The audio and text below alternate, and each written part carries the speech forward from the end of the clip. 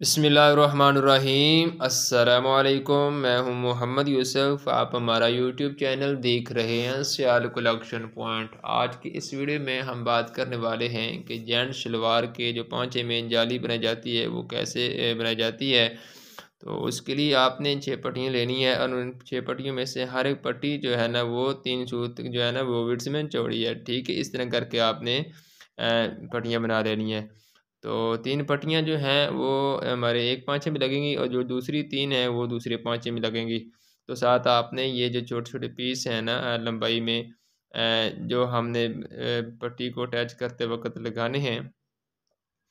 तो उसके बाद आपने करना ये है कि आपने अपनी शलवार के ऊपर जिस जगह पे आपने पट्टी को चिपकाना है आपने पमैश कर लेनी है पहले। तो मैंने यहाँ पे पमैश पहले से कर ली है। ठीक है। तो सबसे पहले आपने करना ये है कि आपने शलवार की जो सीधी साइड है ना उस पर आपने आयरन को अप्लाई करना है ताकि यहाँ पे जो सिलाइयाँ हैं वो बिल्कुल बराबर अपनी जगह पर बैठ जाएँ।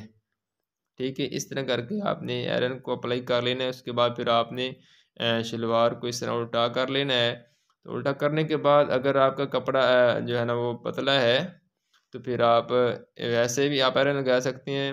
तो यहाँ पे चूँकि जो हमारे पास कपड़ा है ये थोड़ा-सा मोटा है तो मैंने इस सिलाइयों को चीर लिया यहाँ पे। ठीक है। तो ये निशान आपको नज़र आ रहा होगा, इस निशान के ऊपर-ऊपर मैंने इस पट्टी को यानी कि चिपकाना है। ठीक है, इस तरह करके। तो आपने कोशिश ये करनी है कि आपने अपने काम को फ्रेंडली अगर करना है, आपने काम को अपने ज़हन के ऊपर आपने कभी भी सवार नहीं करना, ठीक है? जब आप अपने काम को फ्रेंडली अगर करेंगे, तो फिर आपको काम करने में जो किसी किस्म की उकताहट भी महसूस नहीं होगी और आपको काम करने का मज़ा भी आएगा। तो इस तरह करके आयरन को अप्लाई कर लेने के बाद उसके बाद शावर के साथ पानी लगाएँगे। तो शावर के साथ पानी लगा लेने के बाद फिर से हम इसके ऊपर आयरन को अप्लाई करेंगे ताकि यहाँ पे जो हमने पानी अप्लाई किया है ये बिल्कुल खुश्क हो जाए। ठीक है? तो इस तरह करके हम पट्टी को चिपका लेने के बाद अपनी सिलाई मशीन पर आ चुके हैं।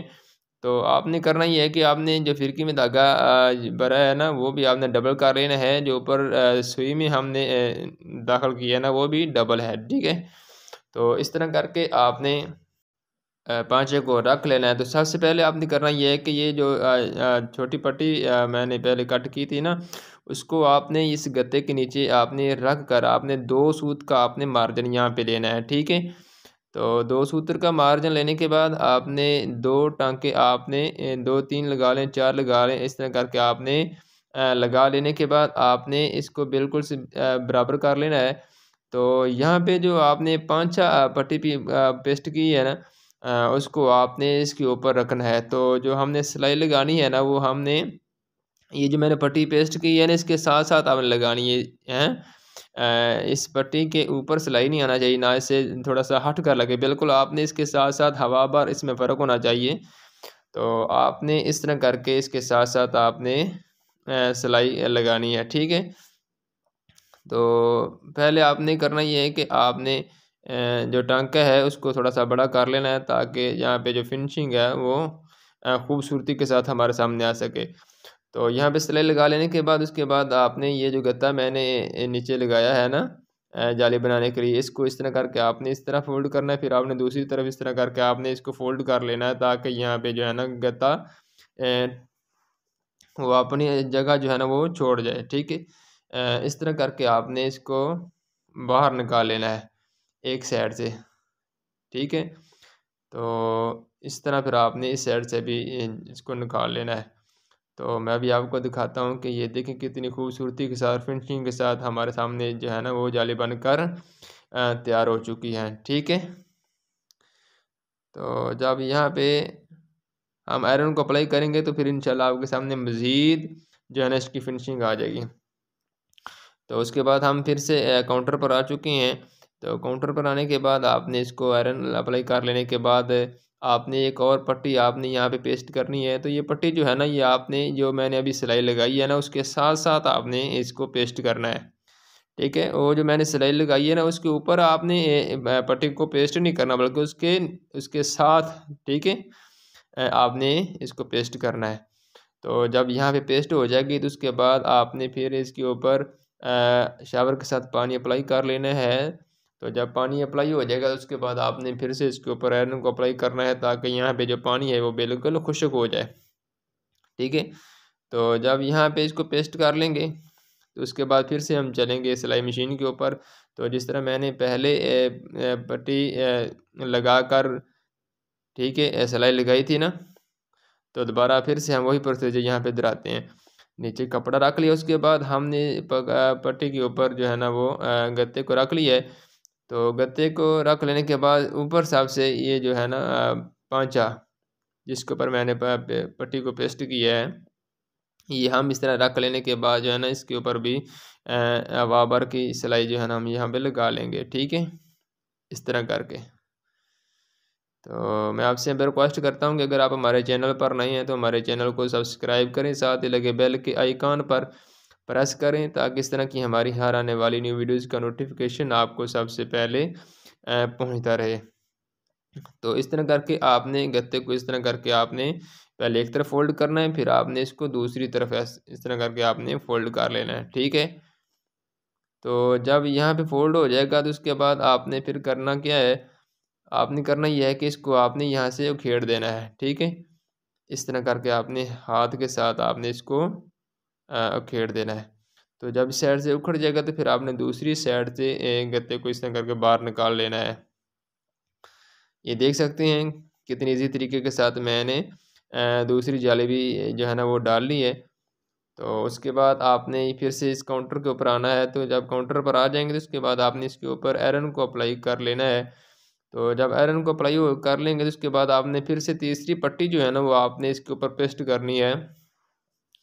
तो पट्टी जिस तरह के मैंने पहले बोला है आपसे कि जो आपने पट्टी पेस्ट करनी है ना वो आपने सिलाई के ऊपर जो मैंने लगाई है ना इसके ऊपर जो है ना पेस्ट नहीं होनी चाहिए, बल्कि सिलाई से हट कर आपने इसको पेस्ट करना है। ठीक है, इस तरह करके।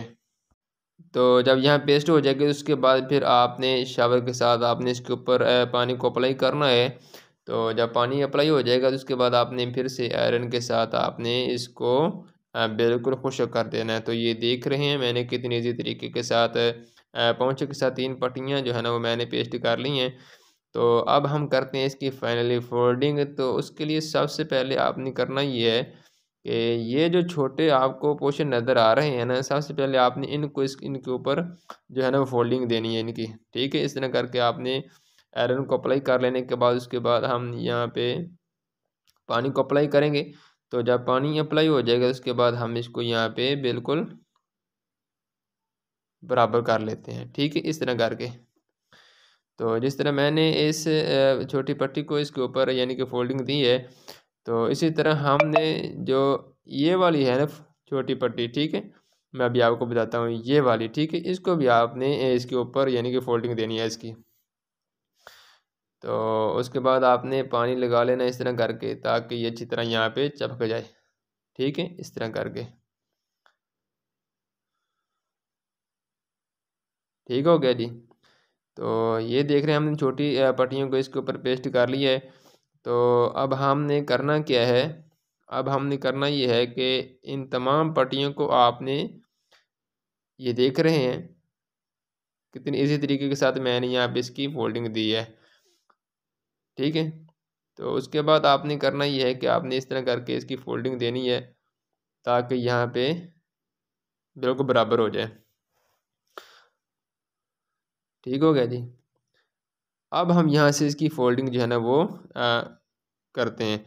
यहाँ पे आपने सबसे पहले आयरन को खुश्क अप्लाई करना है, तो उसके बाद आपने पानी को अप्लाई कर लेना है। तो जब पानी अप्लाई हो जाएगा तो उसके बाद आपने आयरन के साथ इसके पानी को खुश्क कर लेना है। ठीक है, इस तरह करके। तो जब आप यहाँ पे पानी को खुश्क कर लें तो उसके बाद आपने यहाँ पे जो काम करना है वो आपने करना ये है कि आपने तकरीबन 5 सूत तक आपने इसको रखते हुए यहाँ पे जो अजाफी कपड़ा है हमारा, इसको हम यहाँ पे कट कर लेते हैं। ठीक है, तो यहाँ पे आपने दरमियान से इसकी फोल्डिंग यहाँ पे इस अंदाज में देनी है कि ये जो जाली आपको नज़र आ रही है ना, ये बिल्कुल वाज़ेह हो जाए। ठीक है, इस तरह करके आपने इसकी फोल्डिंग देनी है। तो जब फोल्डिंग यहाँ पे हो जाएगी उसके बाद इसके ऊपर आयरन को अप्लाई करेंगे ताकि यहाँ पे जो फोल्डिंग है वो अपनी जगह पर बैठ जाए। ठीक है, इस तरह करके। तो ये जो बकिया हमारा पोर्शन रहता है फोल्डिंग होने वाला, उसको भी हम यहाँ पे फोल्ड कर लेते हैं। ठीक हो गया जी। तो जब इसके ऊपर आयरन को अप्लाई कर लेंगे तो उसके बाद आपने इसके ऊपर पानी को अप्लाई करना है।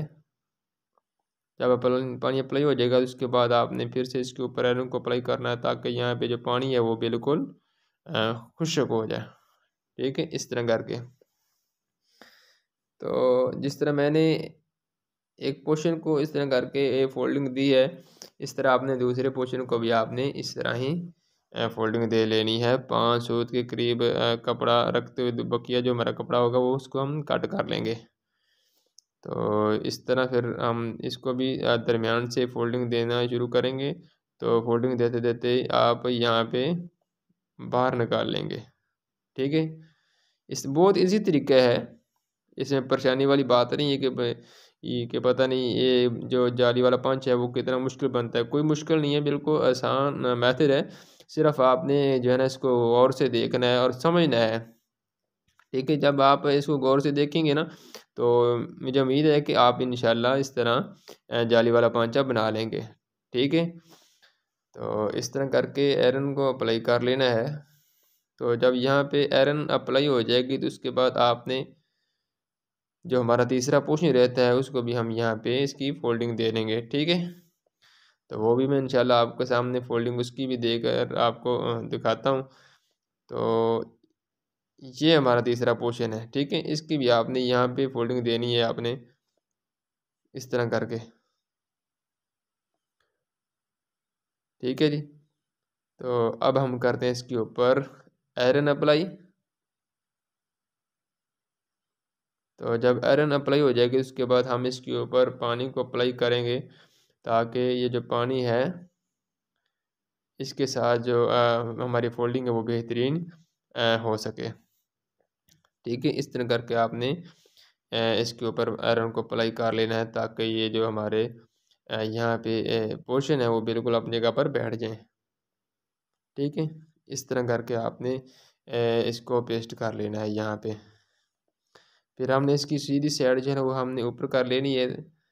तो ऊपर कर लेने के बाद इसके ऊपर भी आयरन को अप्लाई करेंगे। तो अब हमने करना ही है कि अब हमने करना ही है कि ये इसके ऊपर हमने सिलाइयाँ लगानी है ताकि जो हमारी फोल्डिंग हुई है वो हमारी ख़राब ना हो।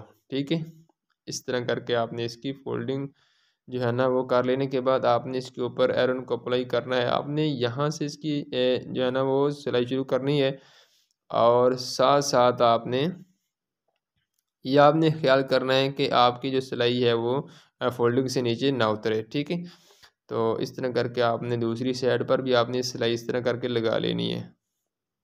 ठीक हो गया जी।